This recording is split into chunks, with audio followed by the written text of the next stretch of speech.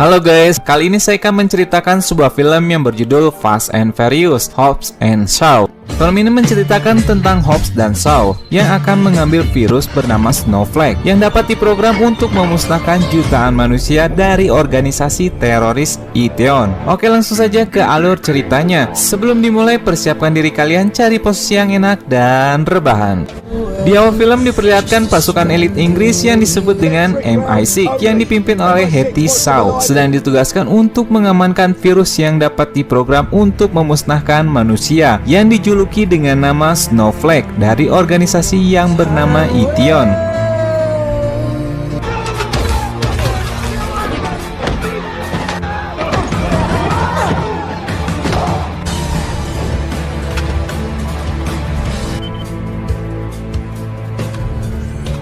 Setelah berhasil mengamankan virus, datang seorang anggota Iteon yang bernama Brixton untuk mengambil virus tersebut.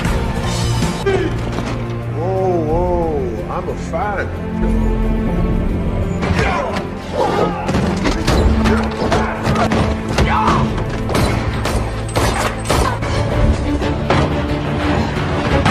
Merasa kondisi yang tidak aman, Hetty langsung menyuntikkan virus itu ke tubuhnya dan segera pergi melarikan diri.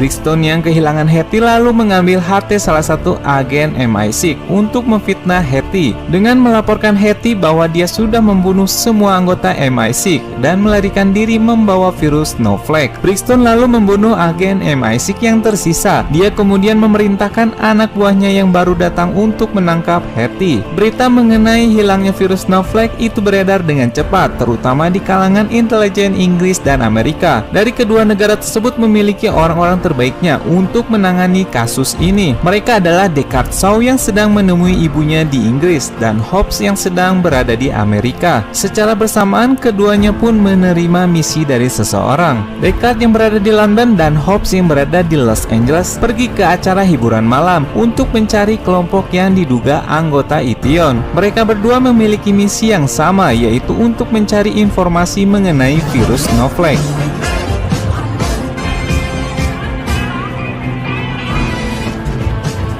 Who the hell are you? Who the hell are you? I'm what you might call. Oh, I don't like that answer. Bird time. I have a shadow outfit.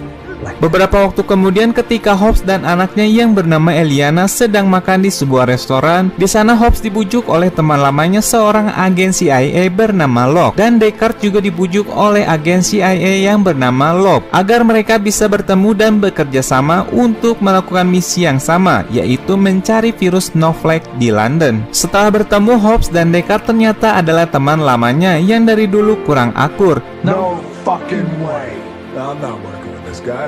Mereka langsung menolak untuk menjadi rekan satu tim. Seperti biasa, keduanya pun saling mengejek satu sama lain karena keduanya memiliki ego yang sangat tinggi. Deckard memutuskan untuk melakukan misi ini dengan caranya sendiri dan meninggalkan Hobbs di markas CIA London. Di sana Hobbs lalu meminta ditampilkan rekaman CCTV di sekitar Central London, tempat Hetty dan timnya mengambil virus Snowflake sebelumnya. Hobbs berpikir kalau Hetty pasti menghindari kamera agar tidak terlihat. Dan setelah mengetahui lokasi Hetty, Hobbs pun segera ke sana untuk menangkapnya. Setelah berhasil menemukan Hetty, Hobbs pun mengajak Hetty ke markas secara baik-baik. Namun Hetty menolaknya lalu melakukan perlawanan.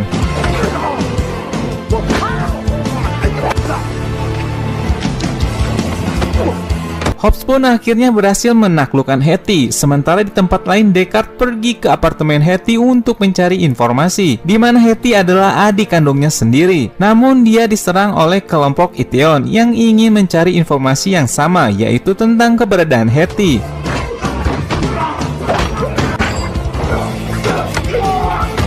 Kembali pada Hobbs yang telah berhasil membawa Hetty ke markas CIA dan kemudian menanyakan tentang keberadaan virus Snowflake. Tapi Hetty menolak memberitahu keberadaan virus itu karena dia tidak percaya kepada Hobbs. Tak lama dari itu, anak Hobbs pun menelponnya. Kemudian dia menitipkan Hetty ke rekannya untuk mengawasinya. Namun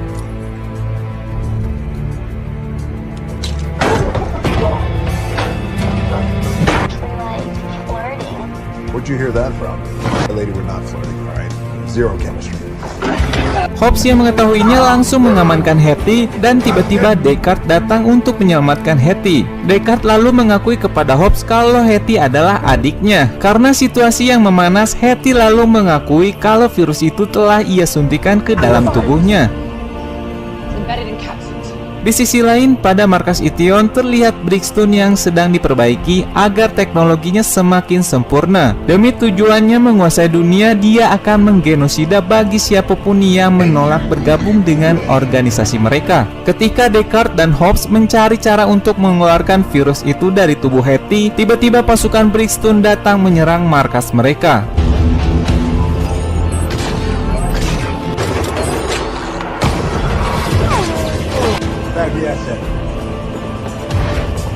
Melihat Hetty yang dibawa kabur, Deckard dan Hobbs segera menyelamatkannya, di mana mereka turun dengan cara masing-masing.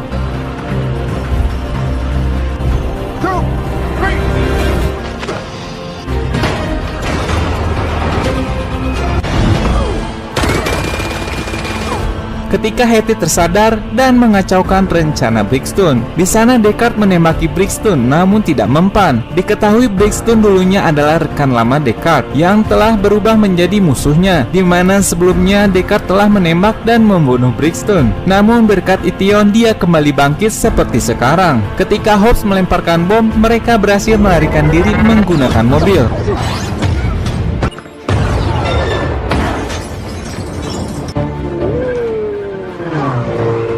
Kemudian mereka dikejar oleh Brixton dan pasukannya. Lalu Brixton memanipulasi media dan membuat ketiganya menjadi buronan yang telah mensabotase CIA. Melihat berita itu, mereka sepakat untuk bekerja sama dan menyelamatkan Hetty dari virus Snowflake. Kemudian Hobbs mengajak mereka untuk menemui orang yang menciptakan virus Snowflake. Dia bernama Profesor Andreiko. Sementara di markas Ition, Brixton diperintahkan komputer canggihnya untuk segera menemui virus Snowflake agar segera diprogram ulang untuk dapat memusnahkan manusia yang lemah. Brixton juga diperintahkan untuk membujuk Hobbs dan Deckard untuk menjadi anggota Ition. Di sisi lain, Andreiko menjelaskan kalau ia membuat virus itu sebagai vaksin untuk menyelamatkan dunia. Namun Ition mengubahnya dan memprogram ulang untuk membunuh manusia lemah yang tidak layak untuk masa depan Ition. Andreiko mengatakan hanya ada dua cara untuk mengeluarkan virus itu, yaitu dengan membunuh Hetty atau dengan menggunakan sebuah alat khusus yang dapat mengekstrak virus itu dari dalam tubuh Hetty. Dan mereka pun memilih opsi kedua. Namun yang menjadi masalah adalah alat itu berada di laboratorium Ition, tentu dengan penjagaan yang sangat ketat. Deckard kemudian menghubungi teman lamanya yang berada di Moskow untuk meminta bantuan karena ketiganya sekarang menjadi buronan. Deckard berencana untuk membuat identitas baru agar ketiganya bisa pergi dengan aman ke Moskow, di mana Hetty menyamar menjadi Sarah, pegawai asuransi. Deckard menjadi Franz Gruber, arsitek paruh waktu yang gemar mendaki gunung. Sedangkan Hobbs menjadi Michael Oxmaul, yang artinya kemaluan kecil. Ternyata Deckard sengaja membuat nama itu agar Hobbs ditahan dan tidak bisa ikut dengannya ke Moskow.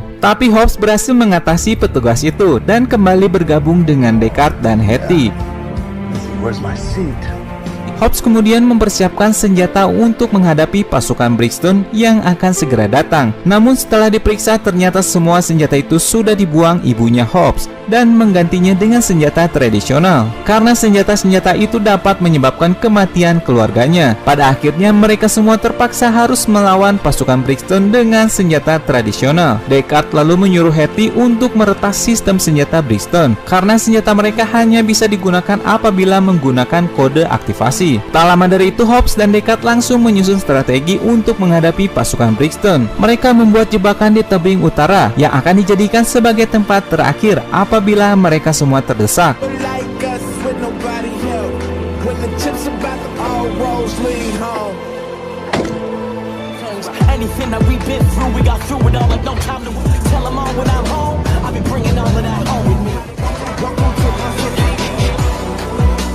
Di Di sisi lain, Jonah masih berusaha memperbaiki alat pengekstrak virus, sementara yang lainnya mempersiapkan senjata dan jebakan, di mana Hetty juga telah berhasil meretas sistem senjata Brixton, namun hanya bisa menahan sampai 6 menit saja. Sebelum melakukan pertempuran, Hobbs menemui Hetty yang sedang menikmati pemandangan dan membuat perjanjian. Jika mereka berhasil selamat, mereka harus memperbaiki kesalahan yang mereka lakukan di masa lalu. Setelah itu, mereka kemudian menguji alat mengekstrak yang sudah diperbaiki Jonah, dan syukurnya alat itu kembali berfungsi dengan baik. Mereka membutuhkan waktu 30 menit untuk mengeluarkan virus itu dari tubuh Hetty. Tak lama dari itu, mereka mengetahui kalau pasukan Brixton sudah mendekat. Hobbs lalu menyuruh semua saudaranya untuk bersiap-siap. Sebelum melakukan pertempuran, Hobbs meminta maaf kepada saudaranya, yaitu Jonah, atas semua kesalahan yang telah ia perbuat dulu. Karena saling menyayangi, kedua saudara itu pun saling memaafkan. Sementara di tempat lain, Hetty yang telah mengetahui kalau Deckard menjauhi keluarganya hanya untuk melindungi keluarganya. Di sana, Hetty juga meminta maaf kepada kakaknya. Beberapa saat kemudian, pasukan Brixton telah sampai di sana.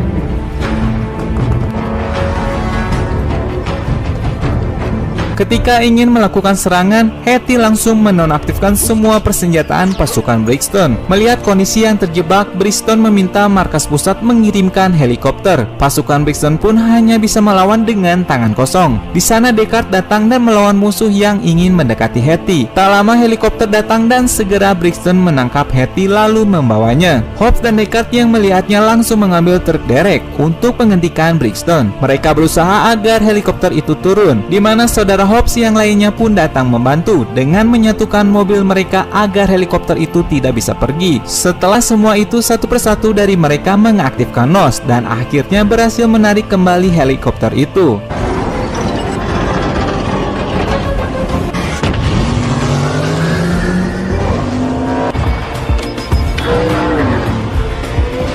Karena sistem persenjataan telah kembali aktif, pasukan Brixton akhirnya bisa melakukan serangan. Deckard lalu memutuskan menyeret helikopter itu ke tempat yang sudah dipasangkan ranjau. Karena mengalami kerusakan parah, helikopter beserta Hobbs dan Deckard jatuh ke dasar jurang. Terlihat Brixton dan Hetty masih hidup. Kini waktu pengekstrak virus itu tinggal 4 menit lagi. Brixton lalu menyuruh pilot yang masih hidup untuk membunuh Hetty apabila waktu pada alat itu telah sampai di angka 0. Brixton lalu pergi menemui Hobbs dan Deckard untuk menghajarnya, di mana Hobbs dan Deckard sangat kesusahan melawan Brixton yang memiliki kekuatan super, dan akhirnya mereka berdua menemui cara untuk melawan Brixton, yaitu mereka harus bekerja sama.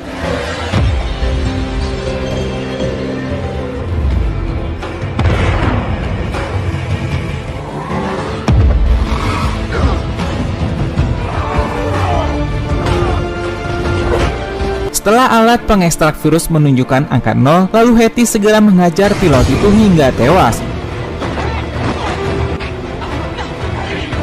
Kembali pada Hobbs dan Deckard, dengan kerjasama yang baik, akhirnya mereka bisa mengalahkan Brixton, dan Hetty juga telah berhasil mengamankan virus tersebut. Di sana Hobbs berkata pada Brixton kalau mesin tidak bisa mengalahkan manusia. Sementara di kediaman Hobbs, semua pasukan Brixton telah dikepung oleh warga Samoa.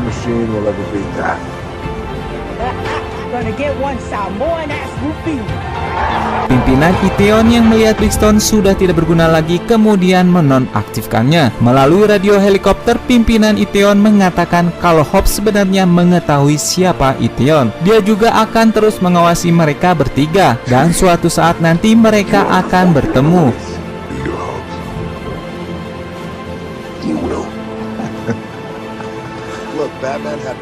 Beberapa saat kemudian di Inggris, akhirnya Deckard berhasil mengabulkan permintaan ibunda tercinta untuk membawa kembali sang adik, yaitu Hetty, untuk berkumpul dengan keluarga mereka. Mereka akan membantu sang ibunda keluar penjara dengan memberinya sebuah kue yang berisi bom. Hobbs juga kembali ke keluarganya dan memperkenalkan anaknya kepada ibunya serta semua saudaranya. Beberapa waktu kemudian, anggota CIA melapor kepada Hobbs kalau dia telah mengamankan virus Snowflake. Namun sekarang ada lagi virus varian baru yang lebih berbahaya, sehingga dia kembali meminta bantuan Hobbs dan Deckard untuk menangani kasus baru ini. Hobbs lalu menelpon Deckard yang telah menjadi sahabat baiknya untuk membantunya melakukan misi ini, dan film pun berakhir. Oke, semoga kalian terhibur dengan film ini. Mohon maaf bila ada kesalahan kata dan penyampaian yang kurang maksimal. Silakan komentar untuk kritik dan sarannya. Terima kasih.